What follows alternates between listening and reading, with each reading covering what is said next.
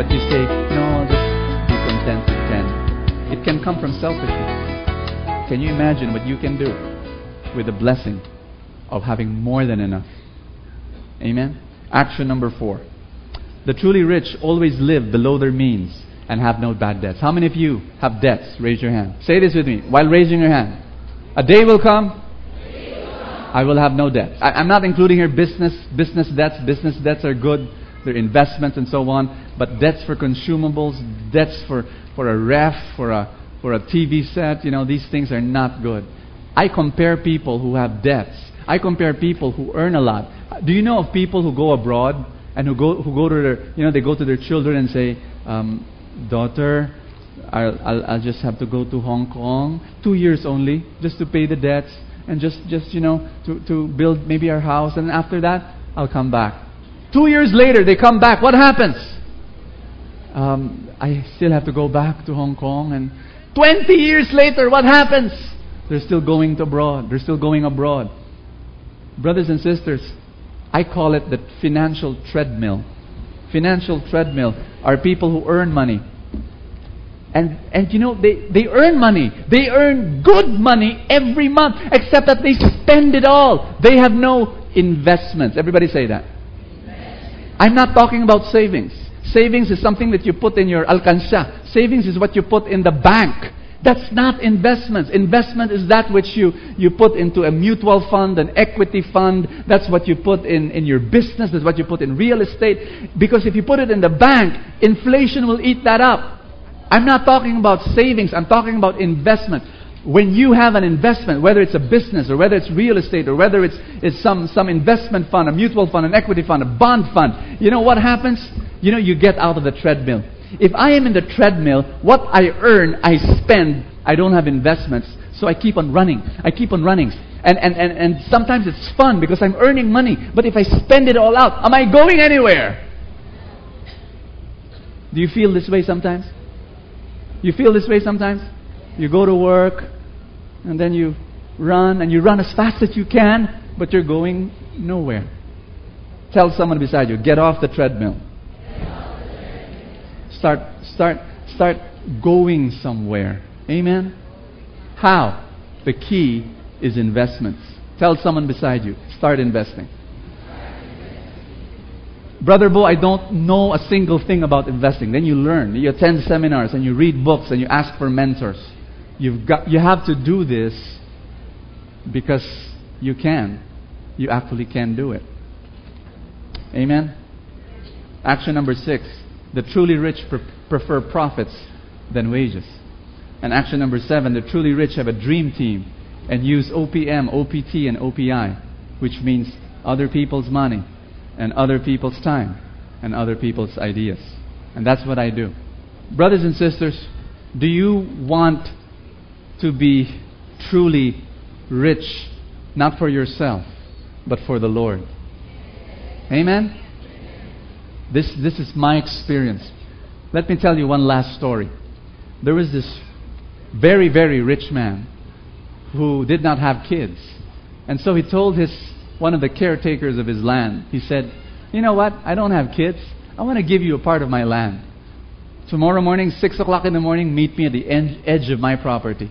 So the very next day, 6 in the morning, the owner of the land met with his caretaker, one of the farmers. And, the rich man said, whatever you step on, yours. And he said, what? He said, yeah, whatever you step on in my land will be yours. He gave him a flag. And he said, just step on it, and then somewhere along the way, if that's the property you want, plant your flag, come back to me. My rule is 6 o'clock in the afternoon, you come back to me. You stand in front of me, 6 o'clock in the afternoon. Now this rich man had an enormous property. And so, question, did that guy walk? Did that guy walk? What did he do? The rule was whatever you step on becomes yours. What did he do? If you were that guy, what would you have done? You would have run. You would have run and run and run. Wow, everything I'm stepping on is mine. At about 12 o'clock noon, he was running for 6 hours. He said, 12 o'clock. 6 hours. I have 6 in the afternoon. I have to go back. Right? Right? He said, nah, I can run faster going back. There's so much more land.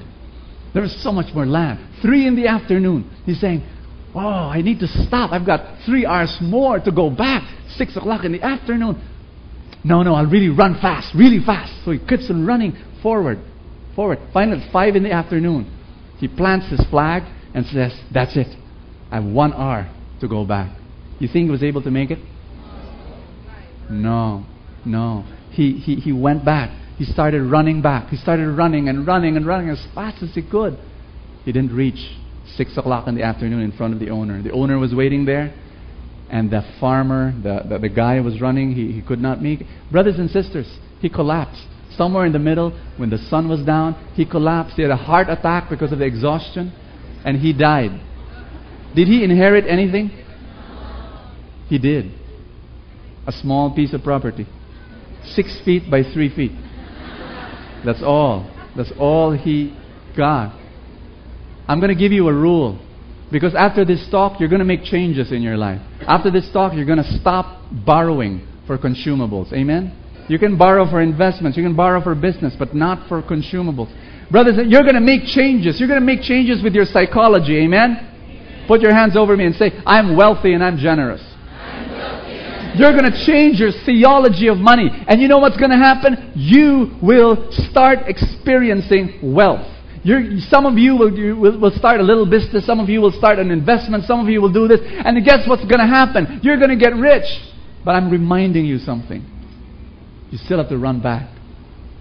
Don't put all your energies there. You still have to run back. Amen? You plant your flag. Know when to stop. Know when to stop and say, this is it. I've got to go back. Because I haven't told you the ending of the story. The ending of the story is this. When he went back to the master at 6 o'clock in the afternoon, the master says, let's meet tomorrow. Where? Where your flag is. I want you to run again. I want you to run again. From where you planted your flag. You got what I'm saying? Same rule. 6 in the afternoon, come back. The third day, we're going to do it again. You know, every time you grow your wealth, you know where to go back to. You go back to God, the owner of your wealth. Amen? I'll tell you a secret. As God has, I run 7 businesses. I was poor. I was so poor before. I wrote about that. When I would go to a restaurant a long time ago, I would have to pull out my wallet and count if I have enough money to buy a burger. At that time, I was still eating burgers. Brothers and sisters, now I can bring my friends and I could treat them. You know, I've invested in apartments and condos. I invest in the Philippine stock market, in the U.S. stock market. God has blessed me. I'm not very, very rich, but I'm rich enough to be generous. Amen? But you know what? I have more time for God. I have more time for my family. I'm almost a full-time father. I really am. I play with my kids more. It's amazing. It really is. Because I know how to go back. In my pursuit for wealth, I know how to go back. Amen? I give more than my tithes. I'm going to challenge you to do that. Don't stick with 10%. You know?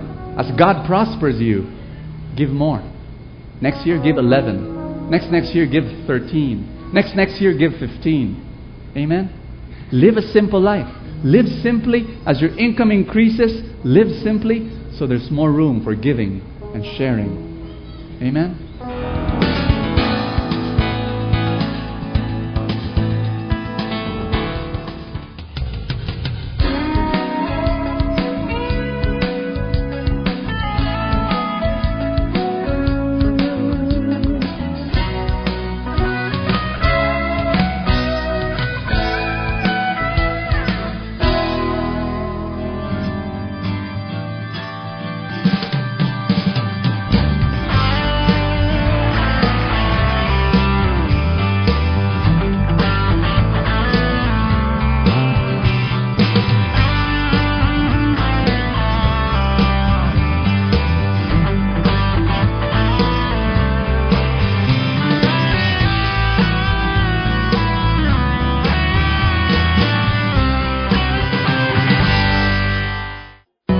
so much for your monthly tithes and love offering to Kerygma family, without which this broadcast won't be possible.